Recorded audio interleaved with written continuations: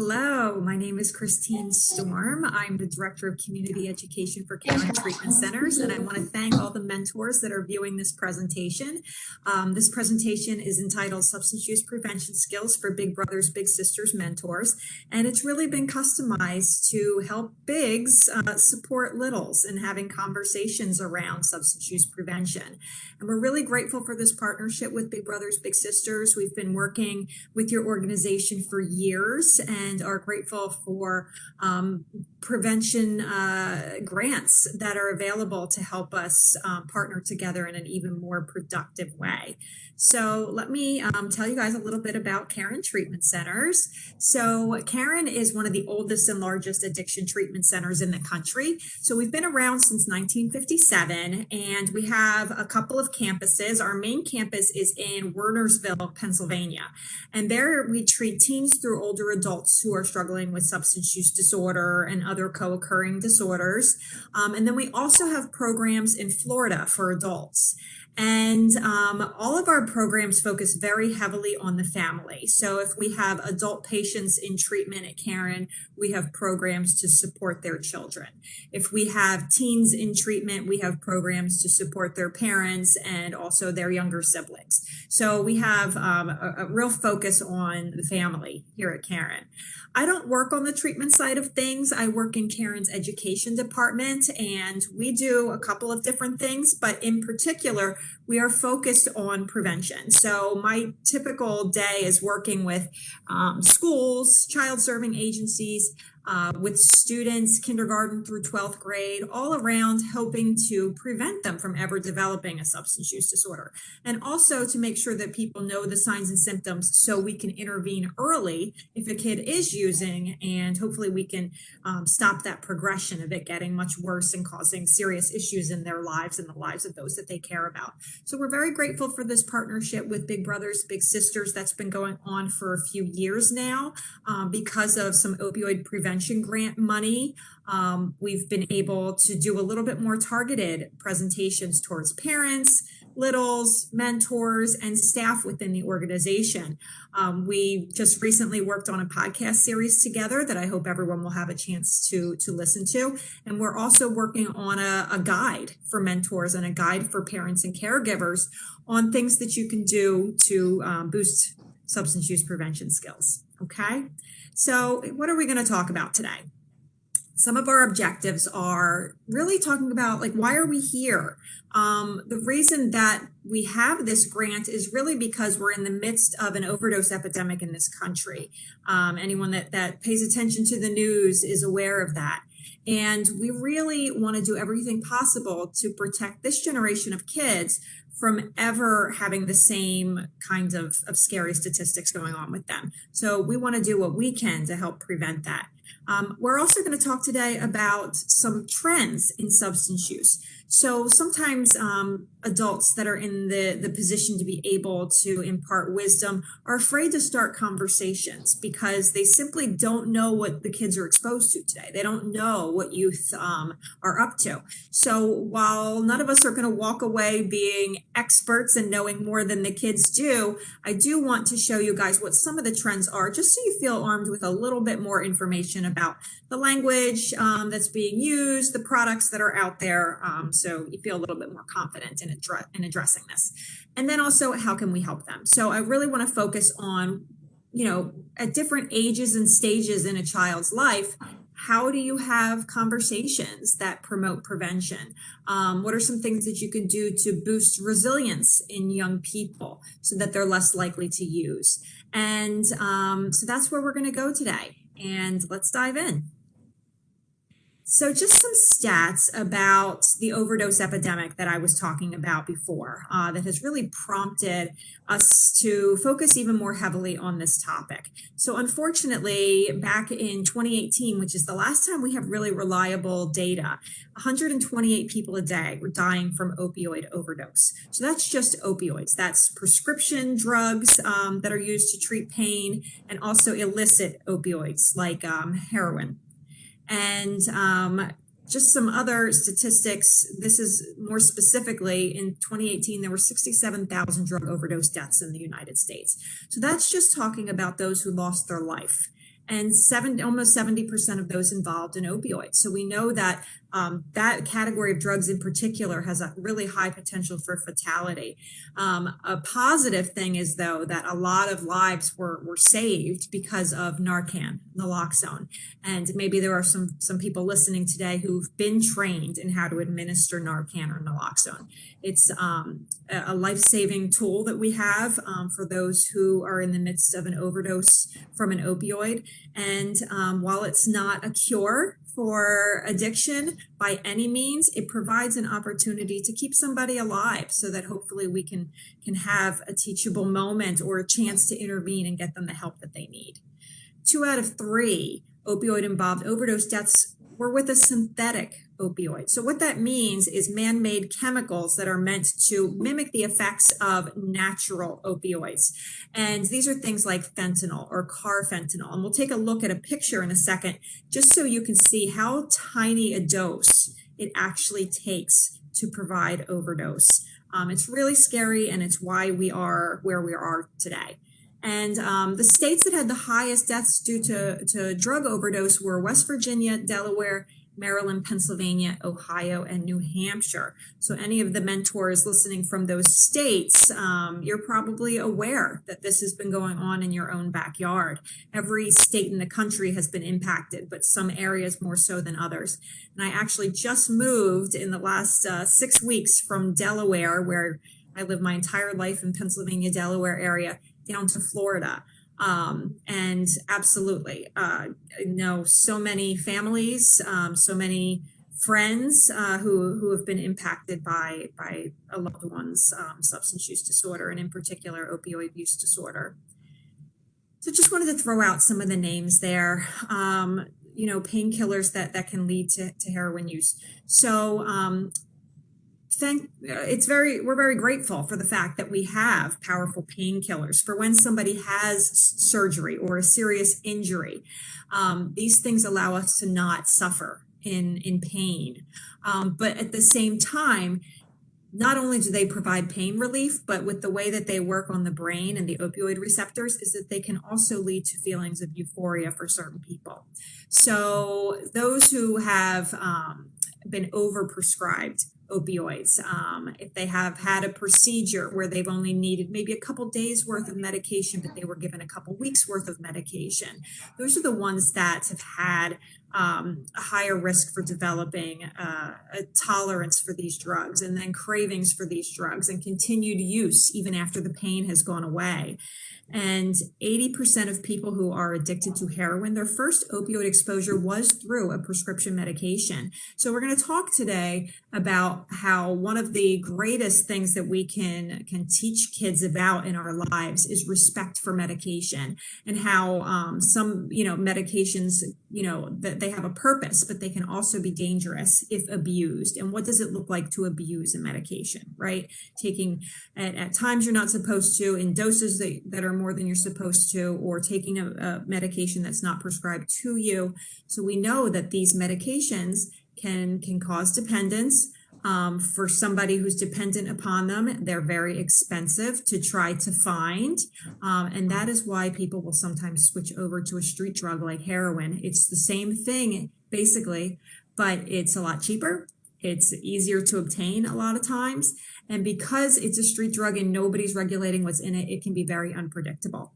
So I just wanted to show you, when I was talking before about those synthetic drugs that can lead to overdose, these are 2 of the ones that I was talking about. So we know that morphine is a powerful painkiller, correct? Heroin is 50, it's double the strength of morphine. Fentanyl is 100 times more powerful than morphine. And you can see on a penny here, that would be the amount needed to put most people into an overdose. And then carfentanil is 10,000 times more powerful than morphine. You can see that little dot of white on that penny. That would be enough to throw somebody into an overdose. Carfentanil is meant for large animals, not for humans. but we know that drug manufacturers are putting some of these synthetics into the drugs that are out there on the street. And not just the heroin, it's also been found in counterfeit pills, it's been found in cocaine, anything white and powdery. So it really is not surprising why we have the overdoses that we have in this country right now. And it's a scary time. Whenever we have adults who are struggling with opioid addiction, we are going to have kids that are impacted because many of them are parents, right? And we're seeing these headlines all the time. And we, as folks who work in this agency, this organization in the field of behavioral health, we are really seeing effects on our kids. We are seeing an increase in babies being born dependent on drugs. So, it's very common for hospital systems in this country to have whole programs for neonatal abstinence syndrome. So how do we help and support these babies who are born dependent on opioids and going through painful withdrawal? How do we support these babies and help them be comfortable? And then also, how do we help the mothers who need to be in this child's life? How do we get them help to keep this family together? We are seeing increases in referrals to whatever your organizations are within your state for referrals for and reports of abuse and neglect. So when you have a parent who is struggling with addiction, they're oftentimes not able to care for their child. So we are seeing increases in those kind of reports. We're seeing increases in children that are being placed into the foster care system or being raised by another family member. I don't know the stat off the top of my head, but a lot of children are being raised by grandparents these days. And that is taxing on everybody, We're seeing children that are dealing with trauma from things that they have seen, grief from maybe having lost a parent to an overdose. And then also all sorts of issues that affect children of addiction. A lot of them are emotional. A lot of issues are related to learning, things that can follow them throughout the course of their life. So I'm hopeful to do another presentation for the mentors that's more specific to issues that are faced by children of addiction and how you can support them, because they have a tremendous capacity for resilience. And we are in a position to help foster that. And then we've also seen accidental poisonings by kids with more drugs being out there in the system. So I just wanted to show you guys a few pictures because I know that Big Brothers Big Sisters works with youth 7 through 17 years old, I believe. And for those of you that are working with some of these younger kids, I think it's important to educate them about the fact that there are a lot of things in their world that might look safe, but are not safe. So things that are actually drugs that don't look like drugs. So when we talk in a little bit about some of the rules that we talk to kids about, a lot of them are about not putting something into your body that was not given to you by a trusted adult, not putting something into their body that it does not have a label on it. So if we see something laying out on a table that looks like candy, if it's not in a bag that is labeled and lets you know what that is and that it's safe, it could actually be something dangerous. So these are different drugs. The top two are ones that would have THC in them. THC is the drug in cannabis. The ones at the bottom are different ways that methamphetamine can look. They can come in pill form, it can come in powder form, and can come in different flavors. Just a couple of more examples. This picture on the top left here, this is candy side by side with medication that it looks like. So again, how easily young kids can be fooled and how poison prevention is a really big part of what we try to impart to the younger kids. We've got ring pots instead of ring pops, so they would have THC in them. And this one on the bottom middle here. So one of the main increases that we've seen in poisonings with young kids is with nicotine products. So all of the e-juice products, they're the electronic nicotine products like vapes, and some of them come with juices that get put into the vape pen. And they look like things that kids are very comfortable with. So this is just a side-by-side comparison of e-juice that looks just like juice box that a kid would be comfortable with. So again, very scary and a conversation to be had with young kids. So what are some early risk factors for drug abuse? We know that some kids are just by things that they've been exposed to at a much higher risk for developing substance use disorder later in their life than others. And we can identify some of these risk factors early and recognize that some kids are going to need more intense interventions than others. So a lot of these things are related to something that you've probably had training on in the past, which are ACEs, adverse childhood experiences that young people can go through that later on in their life can lead to health complications. So early abuse, early traumatic experiences in a child's life. I really encourage you as somebody that cares about kids, works with young people, to do some research on or some trainings on the impact of trauma on a person's life path. So the more traumatic experiences, the more adverse childhood experiences a person has, the more likely they are to then develop really unhealthy coping skills like substance abuse later on in their life. It doesn't have to happen, but we know that they're at increased risk. We see that at Karen in our treatment center all the time. A lot of our patients in their background had traumatic experiences and they need more support. So some of those things are a lack of attachment and nurturing by parents and caregivers, early abuse. We know that a caregiver who abuses drugs, those children don't just have all the environmental things that can happen in the household as a result of that, but they might also have a genetic predisposition that's been passed down. So we know that addiction is something that runs in genes and families, and that can get passed down. You might be able to see in your little some behavioral things that are a cause for concern. Maybe they're aggressive, or they lack self-control, or they have a tough time in social situations, getting along with others. And then, academic failure. And as they get older, who they choose to associate with. So when a young person or a middle school student or a teenager starts getting involved with hanging out with groups of kids that are involved with substance use, they're very likely to start doing it themselves. Drug availability. And that doesn't just mean that there are drugs available in their community, like maybe they live in more of a drug-infested neighborhood, but we're also talking about the fact that they could live in a safe, what looks like a safe neighborhood, but within the household, alcohol is not locked up. There's prescriptions in the medicine cabinet. Maybe there's marijuana or other drugs in the household. And this last one is something that all of you have some ability to impact. A lot of this other stuff is outside of your control. This one is not. When young people think that the adults in their life don't care if they use or expect that they're going to use because it's just part of being a teenager and part of growing up, they are more likely to use. If you as a caring adult in their life sets this expectation with them that I expect you not to use drugs because I care about you and they're dangerous, and I'm going to do everything I can to talk you out of doing that and support you if you're struggling, that is protective. That is messaging that young people should be hearing from us as caring adults. So let's get into some of these trends that I want you all to just be a little bit familiar with. And the first one is related to nicotine. So when a young person makes the decision that they're going to experiment with a drug, the top three that they will choose from, it's always alcohol, nicotine, or marijuana. Those are the top three drugs of choice for young people as well as with adults.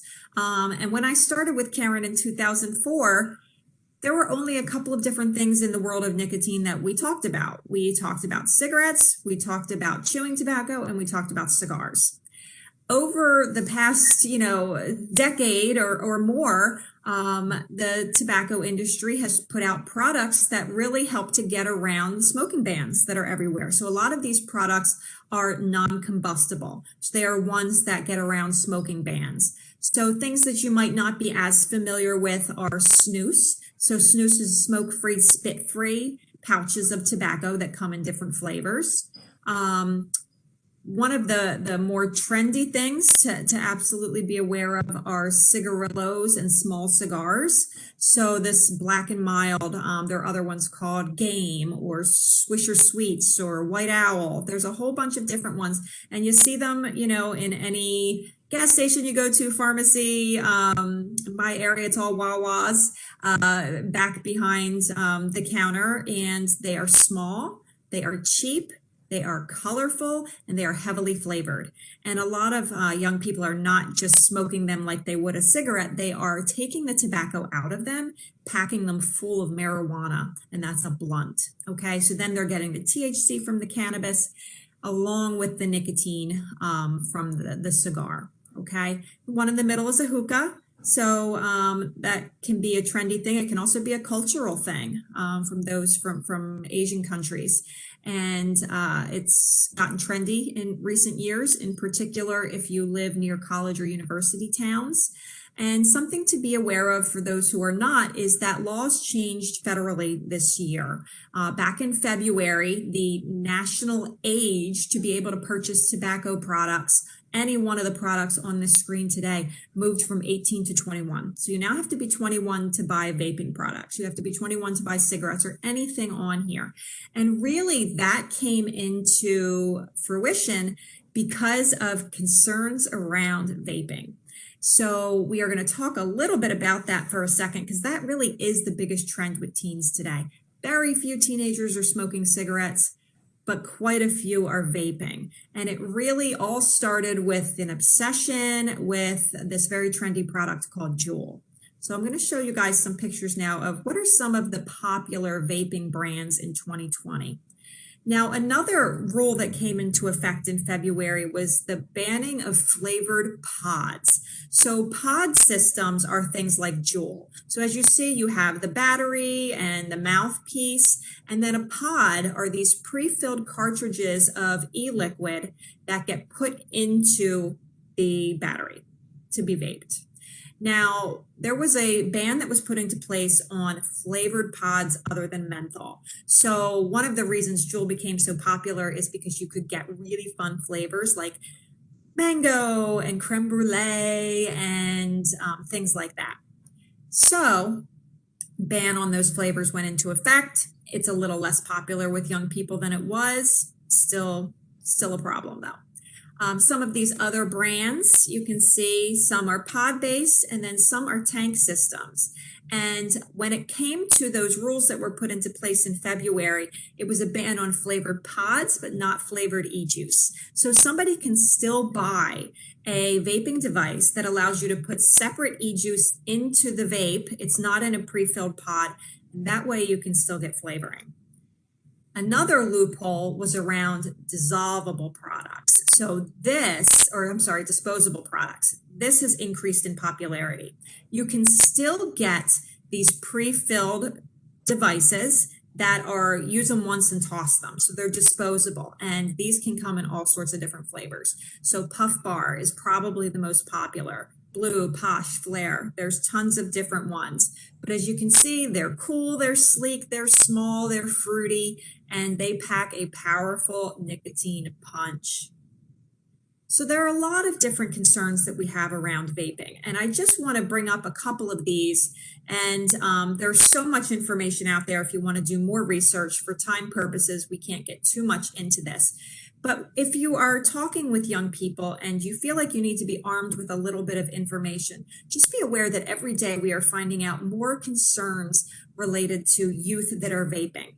Adults who switch over to vaping to help them quit smoking, I'm not getting into that. It's not my business what adults do. It is my business, I think, in this profession with what kids do. So we worry about nicotine addiction. We worry about all the things that are being inhaled, right? We are seeing in the midst of COVID that those who vape are at an increased risk for having more serious effects from COVID. So we know that it really affects lung health. It can lead to inflammation in different areas of the lungs. And in general, it's just not healthy. I've seen it really for kids that are trying to perfect vape tricks where they're breathing it out their nose, having it lead to severe nosebleeds. I'm seeing kids have sores in their mouths that are not healing. So we know that these devices are not safe, and we do worry about not just the short-term effects, but of course the long-term effects that we're not aware of yet because these products are new.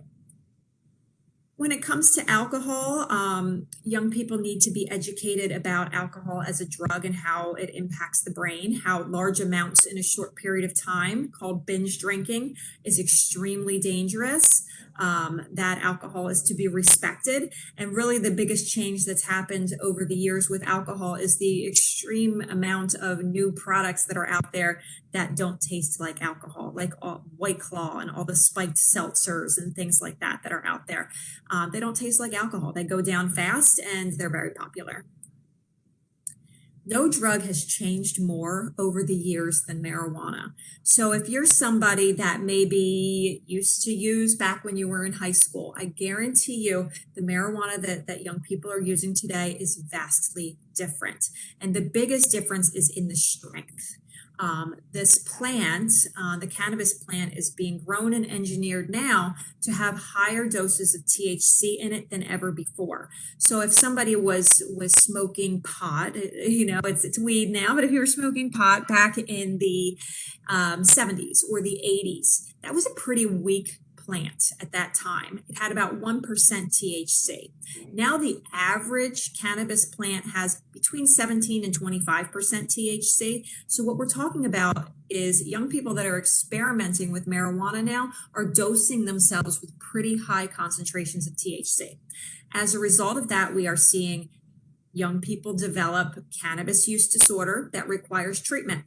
Nobody used to go to treatment for marijuana dependence. We see it all the time now. We see episodes of psychosis and extreme mental health emergencies with young people. Another thing to educate yourself on are concentrates. So you can see these pictures at the bottom of the pen device. It's basically like a vape that has THC oil and concentrates that can go into it. And then these concentrates called dabs or wax that are put into different types of devices and vaporized.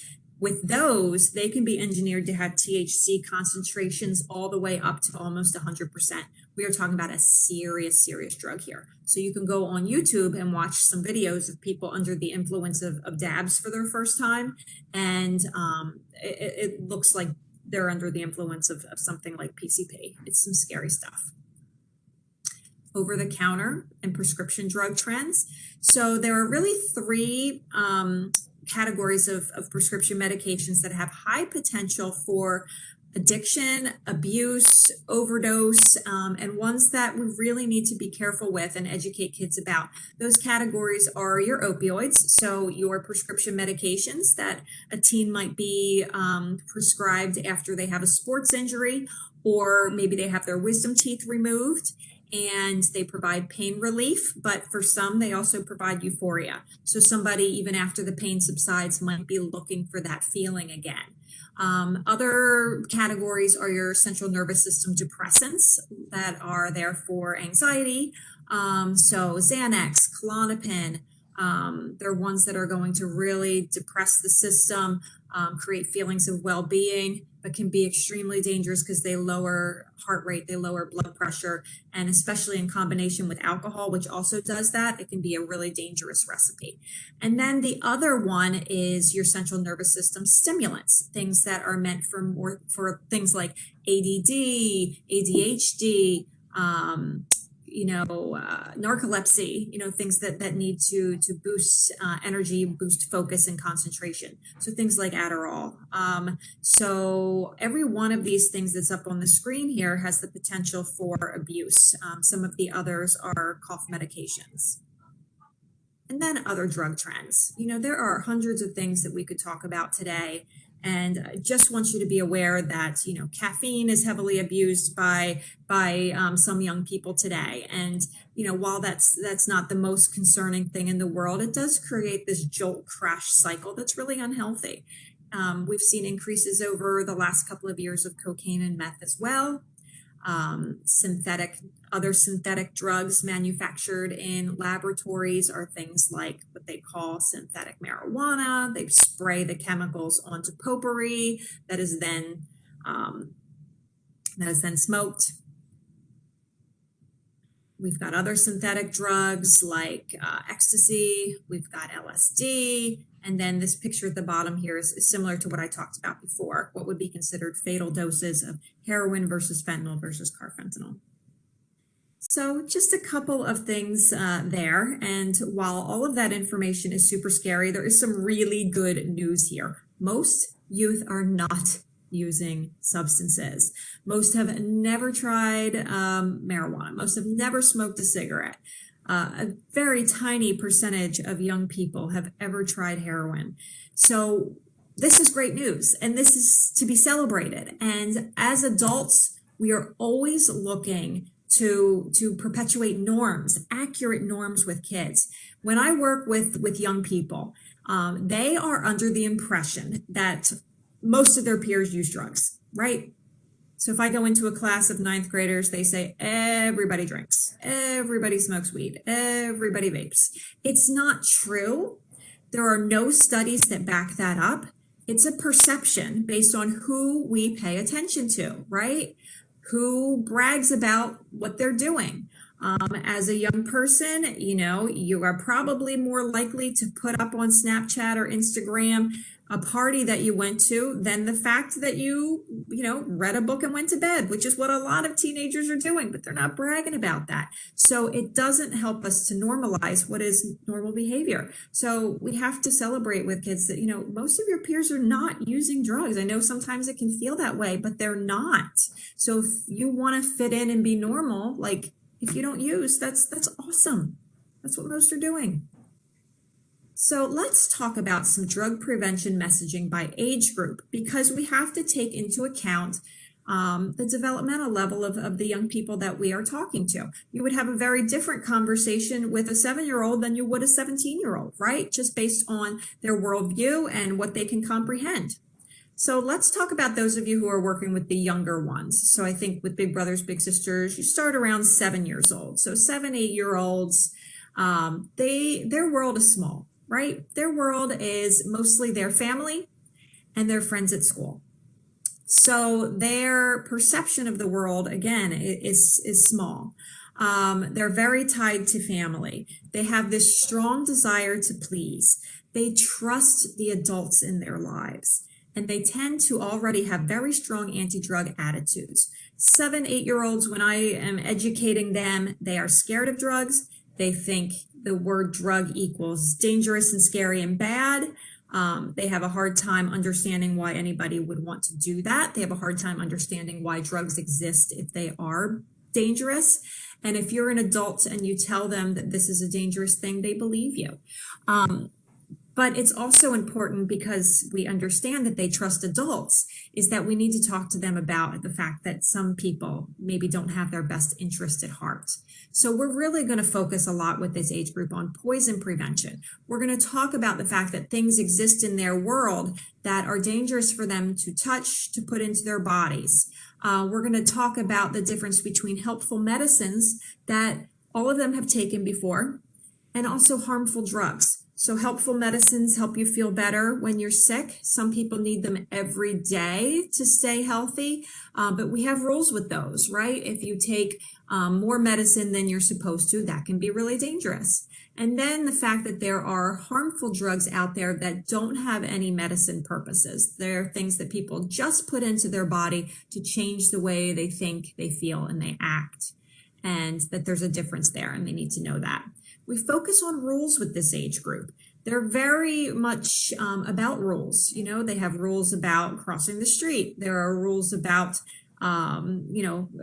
assignments in schools. So these are just rules as well.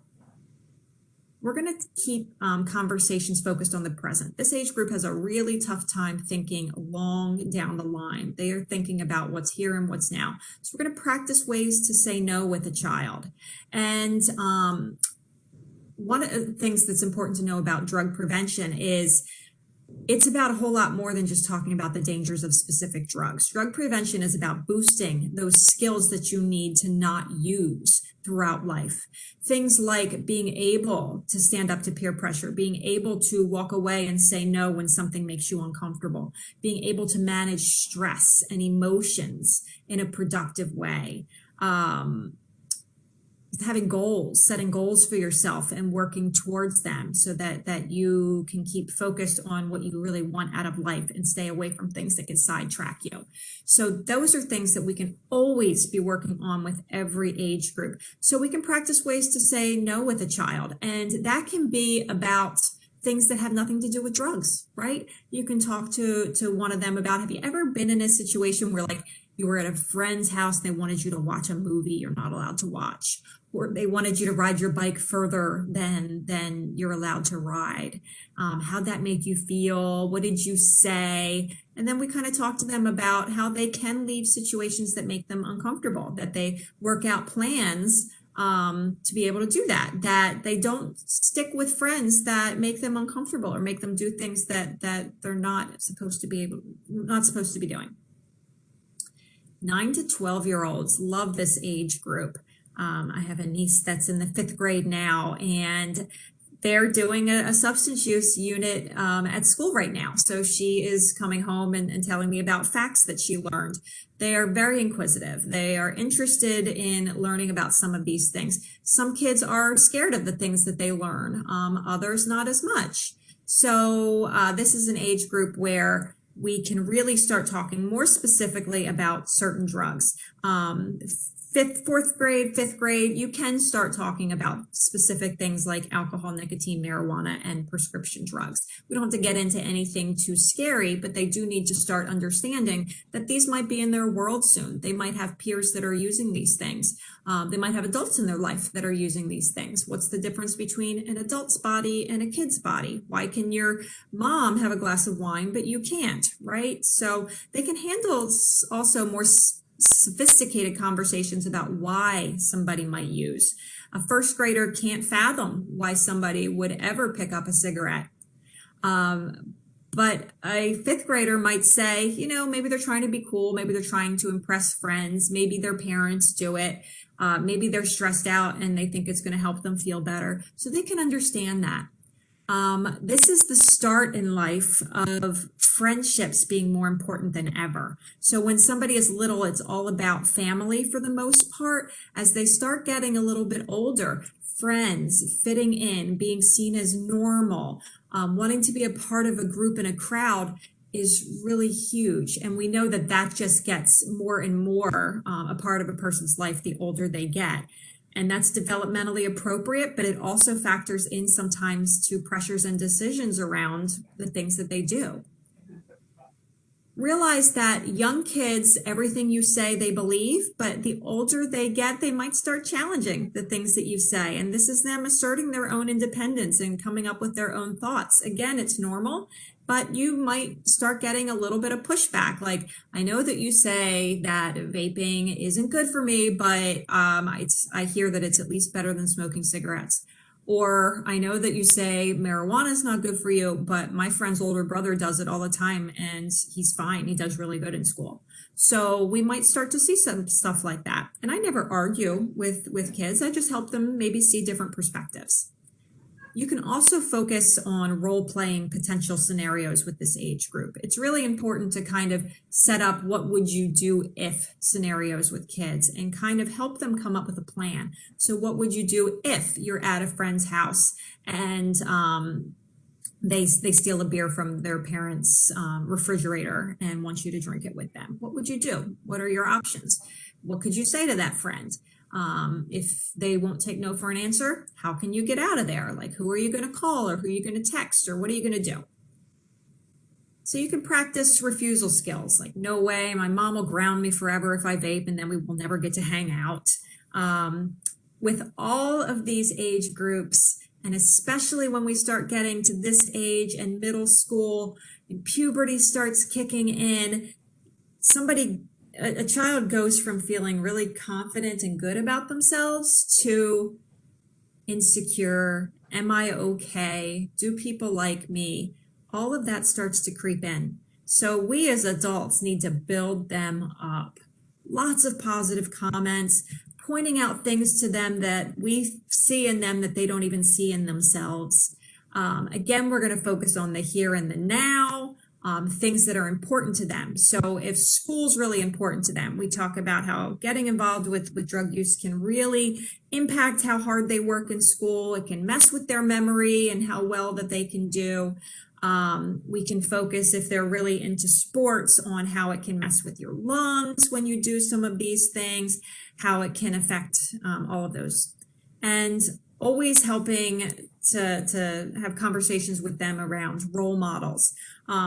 With young people being attached to things like social media now, they are a lot more, they have a much more of an ability to look into the lives of people that they look up to, right? Those people are constantly putting out information, and some of them are involved with behaviors that we would not want our little to be involved with. So talking to them about the people that they look up to, people that maybe they follow on social media, and what are some of the things that they put out there, and how can you love their music or love what they put out there with, and separate out the stuff that you don't want for them. Middle school age. So all of those things I talked about before around the social side of things really starts to become even more. So fitting in with friends is such a controlling influence. In middle school, you are starting to try to answer that "who am I" question. And because of that, we see people trying out different personas, right? They're dressing differently. They're getting involved with different music. They might switch friend groups from time to time. They are trying to figure out who they are and what fits with them. They can also, at this age, start thinking a little bit more abstractly about the future. We're still going to keep things pretty much focused on the here and now, but they can start to think about long-term, what could this look like, or what could this do, or how could this behavior impact me? They start to understand that their behavior has effects on others. It can lead to consequences for others. So they're still at this age pretty self-involved, but there is that ability to talk about how, if they start vaping, how might your younger brothers or sisters look at you? Would it be setting an expectation that that's okay for them too? Would you want your little brother or sister doing that? So we can talk about things like that. If they do play a sport, we could talk about how if they go out and drink on a Friday night, they might not perform very well in a game on a Saturday, and that's going to affect the entire team. So we can talk about those kinds of things. We know they have a shaky self-image, and that strong adult role models who are consistent are really huge at this age, and you can be a good role model for them. We know that some young people who begin to use substances will do so before leaving the 9th grade, and those young people are at very high risk for developing a substance use disorder. We really at Karen try to preach delay to young people. We want to delay the onset of substance use for as long as possible, because we know so much about substance use disorders is surrounding brain development. So when the brain is young, it is malleable, it is changeable. The changes that happen for addiction are more likely to happen. The more mature a brain becomes, the less likely those changes are to happen. So delayed onset of substance use is very protective. So we just want to be doing everything possible to delay that onset. A kid who starts using in middle school has a really high chance, like a 50-50 chance of developing addiction as they get older. All right, what can we focus on? Accurate social norms. Most people your age are not using substances, even though it can feel that way. I, as an adult who cares about you, do not want you to do this. I know that you might feel pressured, and you can talk to me about that. Remind them of the negative effects and let them know all the things that you think are wonderful about them. Like, point out that you make me laugh when I'm in a bad mood. Like, you really have a great ability to cheer me up when I'm having a tough time. Or did you know that you are so funny? So just like pointing out things that you think's awesome about them. Be interested in their lives, be interested in their successes, even the smallest of things. Ask them about what they've learned in school. You can volunteer with them so that they can see the impact that substance use can have on their community. And for those of you who are working with the high school age, they can have much more real sophisticated, like you can talk to them about this, without sugarcoating a lot of things. They're future oriented. They're really starting to think about, what do I want out of life? What's my next step? How could drug abuse legally impact me? How could it affect my career choices as I get older? If I want to go into the military, how could it affect that, right? They know that we're not perfect, right? They have a very realistic understanding that adults are not perfect. We don't always have all the answers. They're still extremely group oriented. They're motivated. That motivates a lot of their behaviors. They have a broader outlook on life. We can talk about the impact of drug use on society. They can have some really interesting conversations in classrooms about drug trafficking and trade and all of the things that happen behind the scenes of the drugs that end up in front of somebody.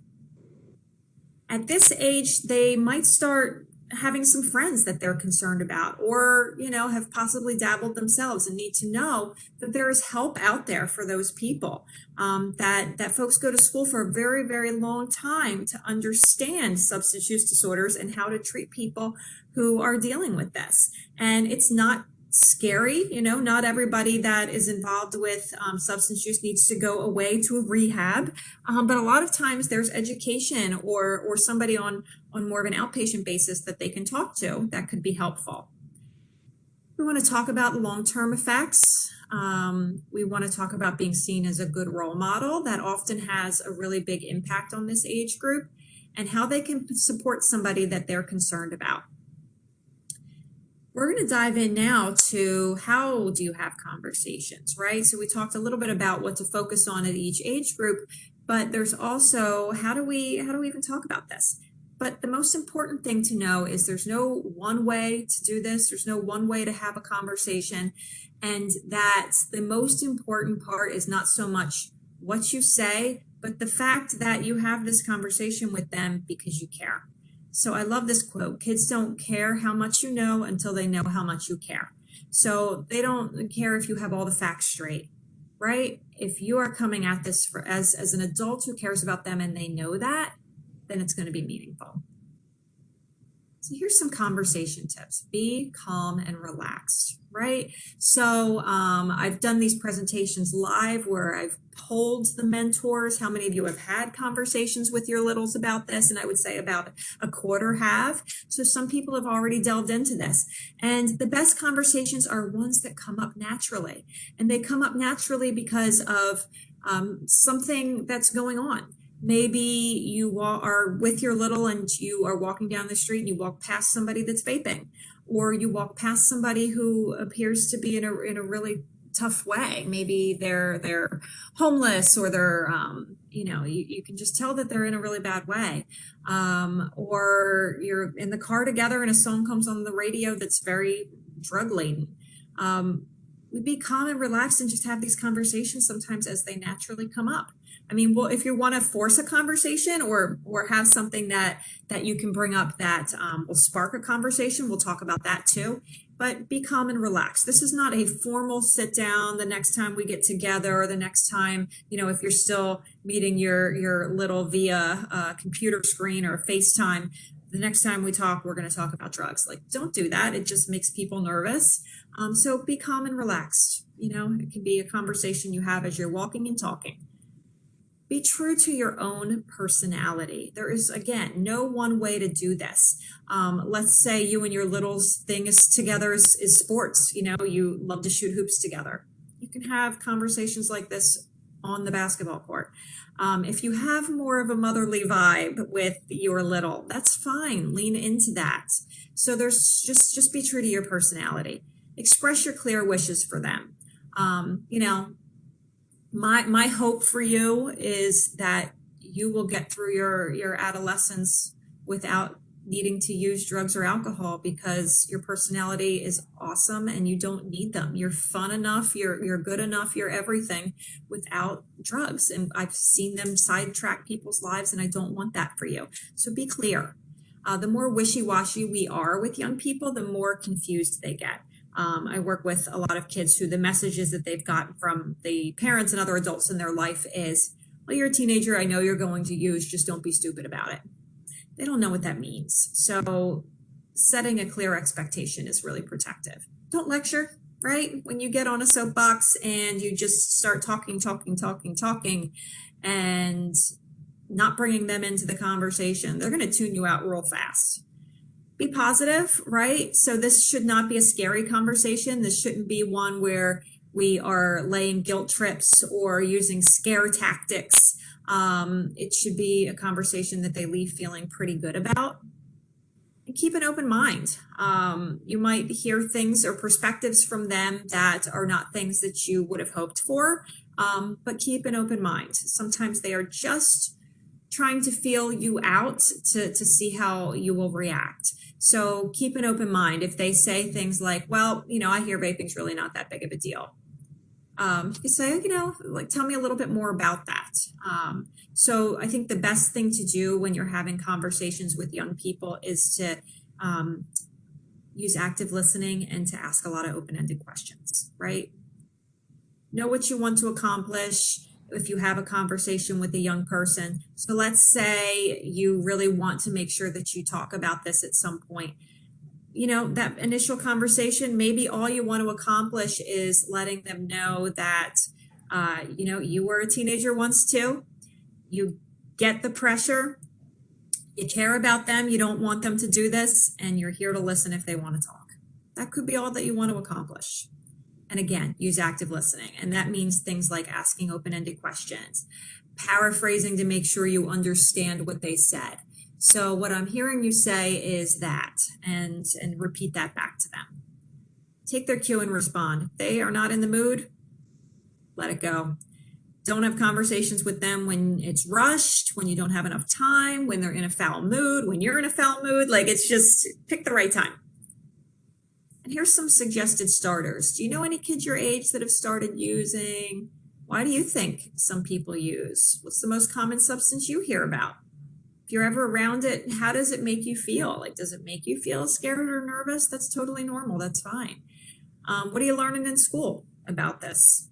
You could say things like, oh, we used to, back when I was in school, I remember, the drug talk every year. And maybe there was one particular one that stood out to you and the others not so much. So you can kind of bring up your own stuff with them. This is a big one, like talking about social media and how that influences their choices. Would you know what to say if a friend was using? Do you ever talk to your parents about this? Do you understand the difference between adults and teen use? If you were ever around it and you wanted to get away, would you know what to do? Let's go into a little bit of advice for when it gets challenging. Be aware of the fact that if you bring up this topic, you're little either out of curiosity or because they are trying to turn the conversation away from them, or because they're looking for some sort of permission. There's often motives behind this question. Sometimes, like I said, it is just curiosity. Did you ever drink or use drugs when you were young? Okay, so be prepared for that question and be prepared for how you're going to answer it. And I know that this is hard to see on this screen, but we are going to make this available as well with the recording. It's a wonderful resource from the Partnership to End Addiction. And the title is geared towards parents, but it works for any adult. So the advice is that we don't lie to kids, but you don't have to get into a ton of detail. So if you did not use as a teenager, yeah, that's wonderful. So saying, no, I didn't. I know that a lot of people were, but I also know that I was really into school and really into sports or whatever your other thing was. And it's just not what you and your friends did and you didn't have an interest in it. That's awesome, right? Let's say you did use, you could say something like, like number 8, everyone makes mistakes and trying drugs was a mistake I made. It made me do some really dumb things. And it's hard to look back and see that I got anything good out of that experience. I care about you too much to see you make some of those decisions that I made, especially when the drugs out there today are a lot scarier. The consequences are a lot bigger. So you can be honest without giving a ton of detail. And if you ever have a teachable story, a teachable lesson, focus on that, right? So maybe you had a friend that something happened to. Maybe it's even you. If you're in recovery, that's a wonderful thing to talk to a kid about. You don't have to get into a lot of the nitty gritty of the different drugs that you did and stuff like that. You can just talk about the consequences that it had for your life and why you made choices to get better and who helped you along the way and why life is so good for you now, as somebody that is in recovery and looking to give back. So here's some other advice for when it gets challenging. So we know statistically that some young people get involved with substance use. Some, use on occasion, some use weekly, some use daily. If you are getting to a point where you are seeing concerning changes in your little, it could be substance use. It's hard. A lot of the signs and symptoms that a teenager is using drugs or alcohol look like signs and symptoms of being a teenager, right? So moodiness and secretiveness and sleeping a lot. So I know when my kid was 15, he grew like, I can't even remember how many inches that year. He shot up. All he did was eat and sleep that entire year. But, eating more, sleeping more can be a sign of drug use too, but that's not what was going on there. So there are changes that happen throughout adolescence, but we're really paying attention to concerning changes. So maybe you are seeing changes in their weight, in their eyes when you see them, their speech patterns when you talk to them, the major behavior and attitude changes. Maybe they're really pulling away from you and other adults in their lives that are positive. They're saying things like, teachers are unfair, their parents are unfair, all adults are unfair. So they've got, attitude changes, behavior changes. Maybe they dropped out of an activity that used to be really important to them. They are not doing as well in school. They're hanging out with a totally different group. And then maybe you see evidence of paraphernalia or smells of different things. So bottom line is, none of us are here to diagnose or to treat anybody who has a substance use disorder. But as caring adults who get to know these kids, you're in a position to be able to have conversations with them when you're seeing changes. And maybe these changes have nothing to do with drugs, right? Maybe there's something going on at home. Maybe they like somebody at school that doesn't like them back. Maybe they're getting bullied. It can mean so many different things. So we never want to accuse or jump to conclusions. My advice is always to talk to them with observable behaviors. So you could say something to your little like, hey, recently, I'm noticing some things like you never talk about Marcus anymore. And he was like always your best friend. What's going on with that? Or, you're canceling on me a lot lately. I miss you. What's going on with that? Or, I hear that your grades are tanking and, you stopped your piano lessons. Like what's going on there? So we stick with observable things. What am I seeing? What am I hearing? What am I smelling? That I can bring up to you, and it can be a conversation starter. Let's say they tell you what they're doing. Let's say they lie and you continue to see this pattern. Then what do you do, right? That's when, you start with this conversation with your little. If you continue to be concerned, that's when you might want to escalate it to your match support specialist at Big Brothers Big Sisters to really get some advice. Like, do I talk to the parent?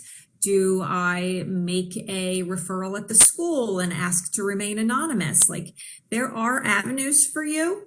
And it's good to talk that over with somebody at Big Brothers Big Sisters that you trust that can help you navigate that. I wanted to, before we wrap things up, talk about some other resources that are out there for you. This is programming that Karen has that's free, that anybody can access, and there are 5 different courses. And a few of them I think would be of interest to you. There's one that's it's geared for parents, but I think it could work for you all as well. And it's prevention resources and education for caregivers. And what it does is it talks about a lot of the brain science around addiction. It talks about, why kids sometimes get involved with substance use. It gets into how do you boost resilience, all sorts of different things that are really helpful. There's one on vaping and marijuana trends. So if you're just looking to understand more about that part of substance use, it's very visual, and it's really wonderful education. And then there's another that I think would be of interest for anybody who has a little who is impacted by the substance use disorder of a loved one. So if you know that they have addiction in their family, or maybe they're living with an aunt or a grandparent because their caregiver, their parent, is dealing with addiction, then it helps you to figure out how to support them. I want to thank the grant funders for this and provide a few more different resources that might be helpful for you as you are continuing your education on this topic. NIDA, the National Institute on Drug Abuse, is fantastic for really understanding a little bit more about addiction, brain science, different drugs, and how they impact the brain and body. The Partnership to End Addiction is fantastic for all sorts of conversation starters and blogs and things like that. And SAMHSA, Substance Abuse and Mental Health Services Administration, the CDC, and all of these are just really great resources that I trust. You always want to look for .orgs or .govs in this kind of field to make sure that it's giving information that's really reputable. So thank you so much for listening to this presentation today. I'm always available to answer questions. Again, I'm Christine Storm, cstorm@caron.org, and phone number is 302-420-4018.